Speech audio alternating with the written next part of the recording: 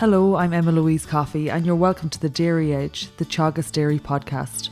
We're bringing you the latest information, insights and opinion to improve dairy farm performance. With localised soil moisture deficit leading to variable grass supply on farms, Head of Dairy Knowledge Transfer, Patton, joins us to consider how grass cover should inform supplementation strategy for your farm. It's very variable, to be honest. I suppose south and southeast has maybe and maybe East Leinster quite tight at the moment. Soil moisture deficits up at 50, obviously affecting growth at that rate. Bits of rain this week, haven't done much just so far. So those farms are probably struggling. They're in the low to mid 40s in growth rate at this stage. Then I suppose maybe further north around maybe Ballyhaise area that would be linking into that. Those growth rates are more like 70 to 80. They've had good growth over the last number of weeks. But probably could be doing with a bit of rain even in those areas at this stage. So bit of a knife edge at the moment on a lot of farms. Silage coming in some cases. Certainly could do with a drop of rain for sure. And if we turn our attention to, I suppose, some of the up-to-date figures from this week's Grass 10 newsletter, on average, things look healthy. Farm cover of 731 per hectare and at 219 per cow. I suppose if you're a farm who's at that average or maybe above it, is it time to take action in terms of the level of farm cover per cow on farms? Yeah, I think it very much depends. It's very localized, I would say. We do have people, I suppose, to be fair, the majority that's maybe in a good position, Emma-Louise, tend to be just tipping along, whereas advisors are getting calls from people that might be in a bit of trouble, I would say. That always probably biases the view of it in a little way. But I suppose, in a situation where growth rates have dropped significantly and there's a danger of running rotation length too tight, really what we'd be saying is still trying to hold growth rate at this stage to at least 20-22 days in and around that level.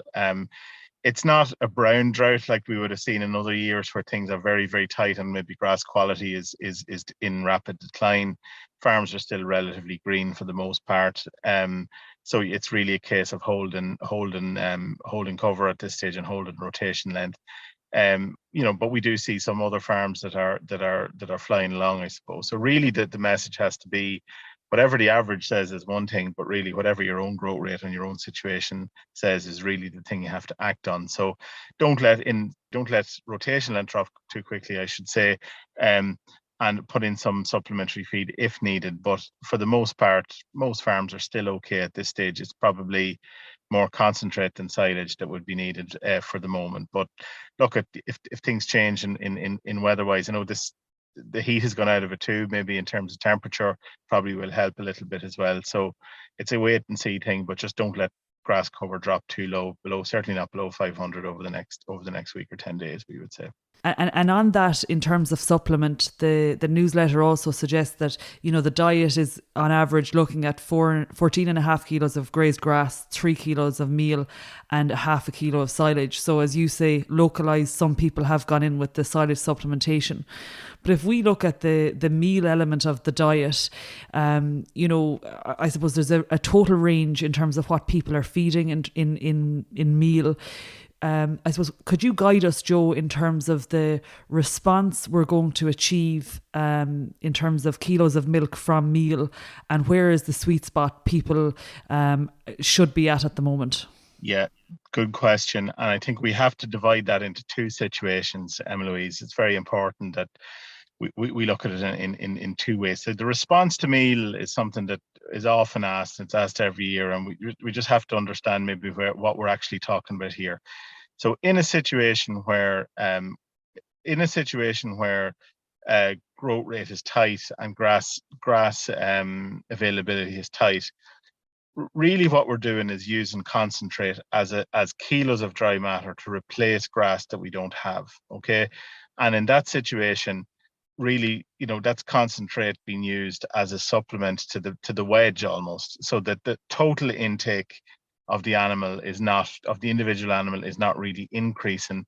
Therefore, strange to say it, I suppose, but therefore on some farms where you could have 4 or 5 kilos of concentrate going in, you may not actually see that major difference in milk yield at all, because all you're doing is using that concentrate to replace the grass that you don't have, if you get me. So that's one situation. And I suppose we need to be careful in when meal has been used in that way, it's been used to stretch rotation length. And because of that, then, the one thing we don't want happening in that situation is, concentrate going in to save grass, and then, maybe grass not being allocated, and maybe post-grazing residuals or post-grazing heights coming up. So therefore we end up feeding meal, but not really saving grass at all. That's one situation. So in that case, our response, our milk yield per cow mightn't look that different than when we had just grass and a kilo, for example. So that's one issue. On the other side of the coin, then, I think, and it's happening on maybe farms that are pretty much okay for grass at the moment, in that situation, that possibly they're looking at it and saying, milk yield or milk price is high, conditions are good. Is it now an opportunity to drive on milk production? That's a slightly different situation, because in that situation you're looking at getting a production response from your meal in a situation where you already have adequate grass on the farm to feed the cows fully, if you get me. And on that, say where you are in the situation, you're okay for grass, and there is that temptation. Milk price is so high at the moment. I'm not sure have we ever seen it as high in recent years, and I suppose there is a backdrop of concentrate is high, but relatively the concentrate price is lower. So, I mean, if you could step it up, I have plenty of grass on farm, but I want to, I'm going to stay pressing the button in the parlour. Where are the responses, and where do you, I suppose, meet that point where it's of negative benefit to the farm? Yeah, it's a good question, because there has been a fair bit of commentary, I would say, in the industry over the last while, that milk price is high, never been higher. As you say, it's time to push on with supplement. And look, I suppose we all have it in our head, Emma-Louise, that pretty much in around a kilo for kilo is kind of where the average response might be, right? So you're looking at it in very simplistic terms. You might say milk price is 60 cents. Milk price received is 60 cents, for example. Meal price is probably something around 4.10, 4.15 a ton, so 41 cent or thereabouts. So for every kilo of meal I feed, I'm going to make 20 cents per head per day. That's the simple narrative that's presented to people in a lot of cases. But I think that ignores one major and one very important truth, and it goes for a lot of things in this world. There is such thing as a diminishing return. So not every kilo you feed is going to give you kilo for kilo response. Far from it, actually. And looking at some of our own work in the field, and looking at some of our own nutritional models where we look at these things and supplement, looking at what might happen, it is important to know that there's a sliding scale, if you like. So there is a diminishing return, and at the more meal you feed, the less response you get to the final kilogram. So, for example, at the moment, it's probably fairly safe to say that the first couple of kilos of concentrate that you feed are probably given a response of something in the region of maybe 0.8 or 0.9 of a kilo of milk per kilo fed. So let's take for handiness 60 cent. So that means that your 60 or your kilo of concentrate is returning 6 by 0.8. It's returning 50 cent worth of milk. It's costing you 41 cent to feed. So you have a 9 cent of a response for the first kilo or two that you're feeding. The problem happens really when you move up sort of over that sort of 3 to 4 and into 5 and 6 kilos. The response rate to the extra kilo or the marginal kilo of meal will drop down to maybe 0.5. So for that, what I mean there is you're going to get half a litre of milk for every kilo of meal fed, or thereabouts, right? So that's going to give you a response of 30 cent per kilo for 30 cent of milk, sorry, for every 42 cent of meal that you feed. So therefore, on the last couple of kilos that you're feeding, you're actually losing 12 cent a litre, 12 cent a kilo. So if you want to look at it that way, the first couple of kilos of meal, you're making 10. The last couple of kilos you're feeding, you're losing 10. and you end up breaking even on the 4 or 5 kilos overall, if that makes sense. So really the message there is, when grass is in plentiful supply, look, at this year, there's probably a response to a couple of kilos at this stage, but not much more than that. Okay. And while it is tempting to say, I'm looking at my meal and price and looking at my milk price, and there's a good ratio there, the critical thing you have to remember is that the response per kilo declines sharply once you go over that couple of kilo feeding rate when grass is plentiful. So therefore, there's no free lunch in any of this, Emma-Louise. We have to be careful that we don't over supplement to the point that actually that it's costing us money to be feeding meal at the very high rate, even though milk price is over 60 cent a litre. And it's an interesting one, because I suppose what you've alluded to there is you're winning on your first, say, 2, maybe 3 kilos, and then beyond that point, you're I suppose you're eroding profit, and so you're, as you say, breaking even. And an interesting comment, I was out at a discussion group a couple of years ago, and the Teagasc advisor talked about, we're in a high price, high milk price year, and that it's important to protect profit. And I suppose it is not to feed into the temptation of the 60 cent, with that in mind. 2 questions, I suppose follow-on points.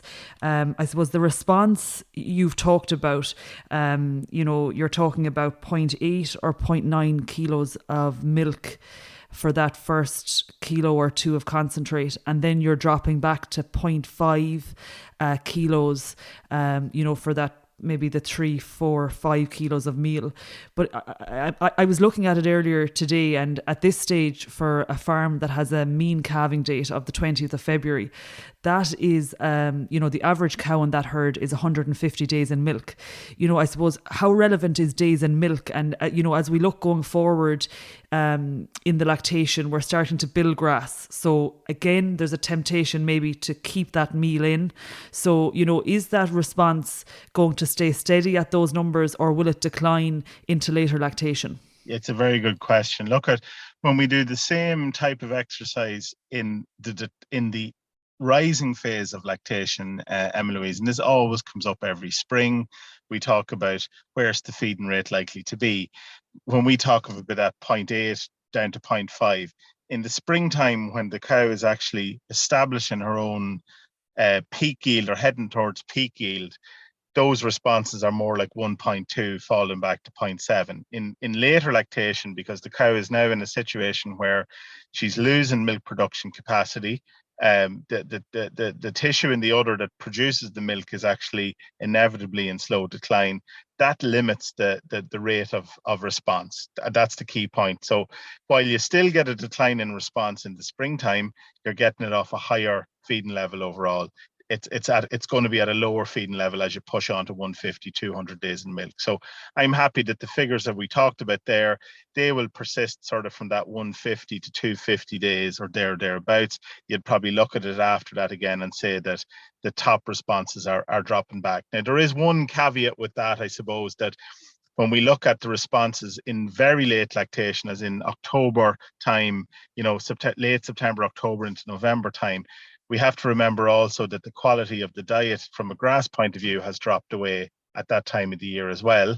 So that means that, that the extra kilo, I suppose, of supplement is probably justified when weather and conditions and grass quality is poor. But for the moment, the figures that I laid out there a second ago, we're probably happy that they will bring us into sort of early September time, I would say. Now, you mentioned about building cover and using concentrate to build cover.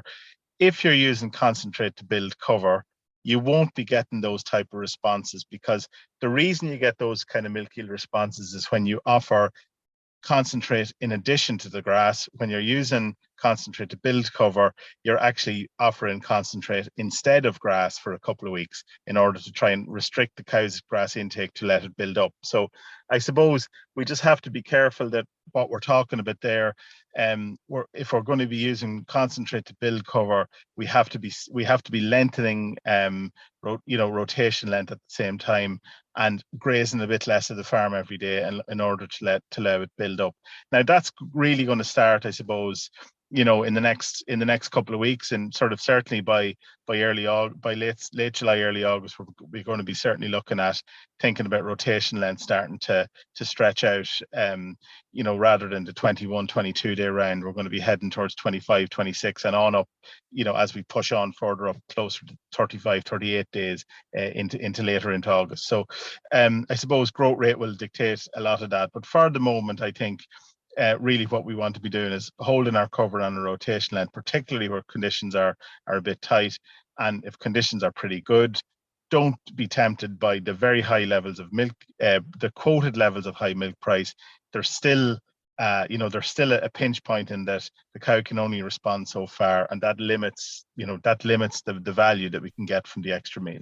And my final question in relation to supplement then, Joe, is, I suppose where grass is plentiful and there are some farms in that scenario, is there, I suppose, a response in terms of displacement of grazing, essentially grass that's been left behind in the paddock as a result of higher levels of meal feeding? Yeah, and that's a good question, and I suppose that's why people often ask, like, what limits the response. Like, if you look on paper you would say there's enough energy or enough nutrient in a kilo of meal to produce 2 liters of milk, Emma-Louise, if you do the energy figures on it. But so why don't we ever see 2 liters of a response per kilo of meal fed? There's 2 reasons for it. Number one is when you feed concentrate, you're going to reduce the grass intake of the cow. She's going to eat less grass, and it's an old rule of thumb, and it's not a bad one, that for every kilo of meal you feed, your cow eats for about 15 to 20 minutes less in the day. So if you're feeding 4 kilos, your cows are going to be grazing for maybe an hour to an hour and a half less in the day. That limits their appetite for grass. That reduces the total intake of grass. So therefore, your production will be the production response won't be as high as you think it would. That also will affect your cleanouts and your residuals if you're overdoing on the meal. The second part of the reason why there's not as big a response as you might think you should get is that when you introduce high and higher levels of concentrate into the cow's diet, the digestibility of grass actually declines in the rumen itself. So the bugs in the rumen, the cow's rumen, actually start to switch over and become more like the bugs that would actually digest concentrate more than grass, and therefore the digestibility of your total diet drops. And that actually limits the amount of nutrient that the cow takes from her diet. So actually, it's back to that idea that, when you say, well, what type of response or what's the level of energy of meal or of energy did you get from the diet from meal? It really depends on how much of it you feed, actually. So it's an interesting thing, I always think that, the more concentrate that you feed, the lower value, the lower energy value it has because of its effect on digestibility. So you have an intake effect and you have a rumen effect as well, and all of those things contribute to the idea that you don't get as much milk as you think you might. And I guess finally then, Joe, we've alluded to it already, we are moving away from our mid-season grass wedge and we're moving into the autumn rotation. And I suppose there's one eye on winter. And you have recently published a fodder report. It's an ongoing process this year. Could you give us an update from, I suppose, a dairy farm perspective, where fodder reserves at right now as we move in towards, I suppose, the latter half of the year? Yeah, look, at overall, I would say, Emma-Louise, when we did our survey, there was about just over 500 farms in total, split between dairy and dry stock. We were actually relatively happy that the average, again, these dangerous averages that we're always talking about, but the average surplus on farms was somewhere in the region of 15 to 20%, which is a positive story considering all of the concern and all of the issue around, fertilizer availability and price at the start of the year. So I think we're relatively happy that on average things are pretty healthy. However, you look in certain areas of the country, particularly maybe the southeast and the east, the level of surplus is not as high there. It's more like maybe 5 to 10% surplus. And also we see that maybe one one farm in 8, maybe, or thereabouts, is slightly short on feed. Okay, so that becomes a question really that for the individual, it's more important to look at your own circumstances than just what the average is.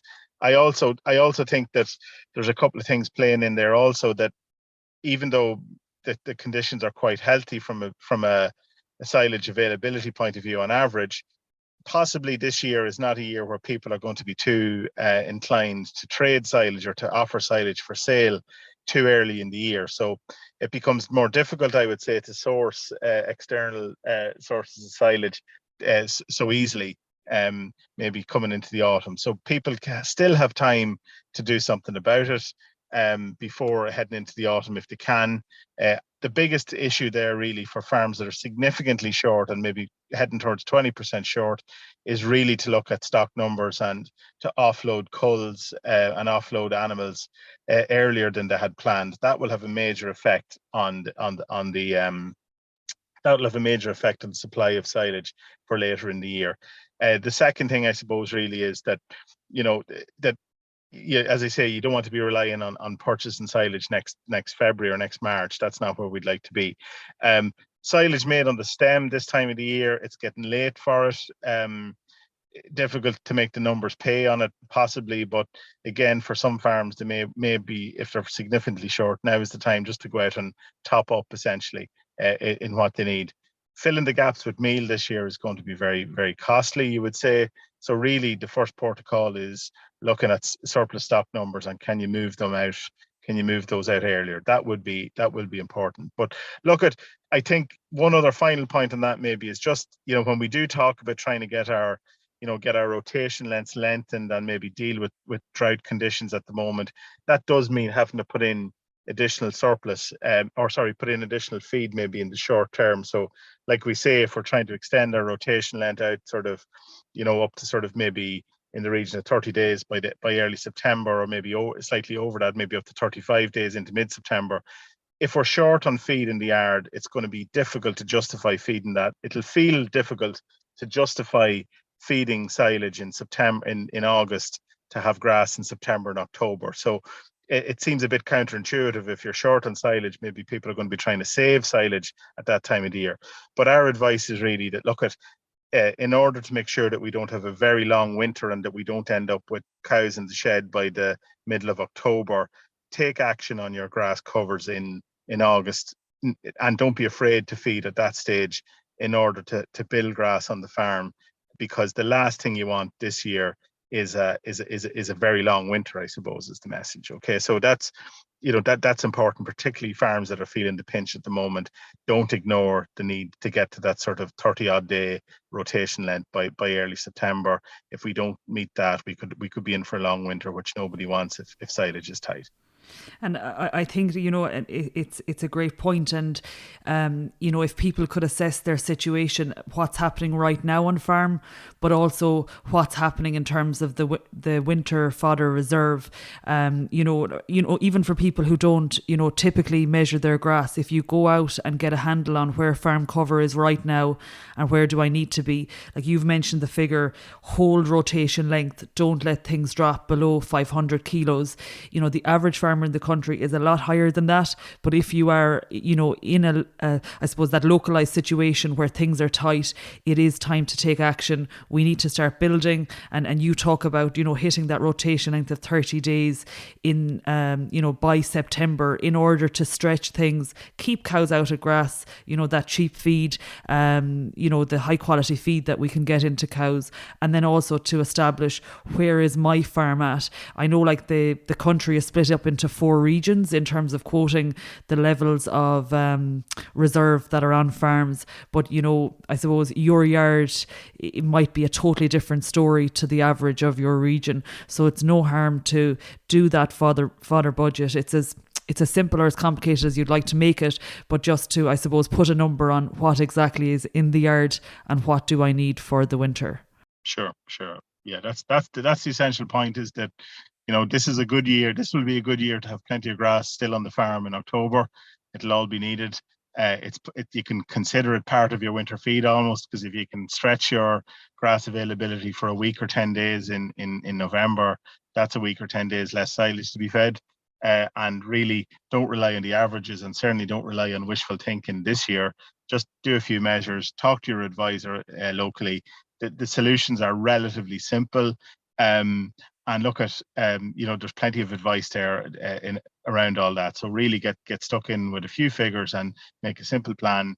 And, for the most part, we're very encouraged by the situation on the ground, but we just be concerned that individual farms could have a tough time if they don't take action soon enough. And that's really all we want to make that point, so that it's not, by no means, it doesn't look like a catastrophe this year by any means. It looks very healthy actually, but individual farms need to take action where needed, and that's the main point. That's brilliant. Thank you, Joe. Thanks, Emma-Louise. Thank you. That's it for this week's episode of the Dairy Edge podcast, and my thanks to Joe Patton for joining me on this week's show. Don't forget to rate, review and subscribe to the podcast. You can listen on Apple and Google Podcasts as well as Spotify, and for more information go to the Teagasc website at teagasc.ie. I'm Emma-Louise Coffey, and join me next time for your Dairy Edge.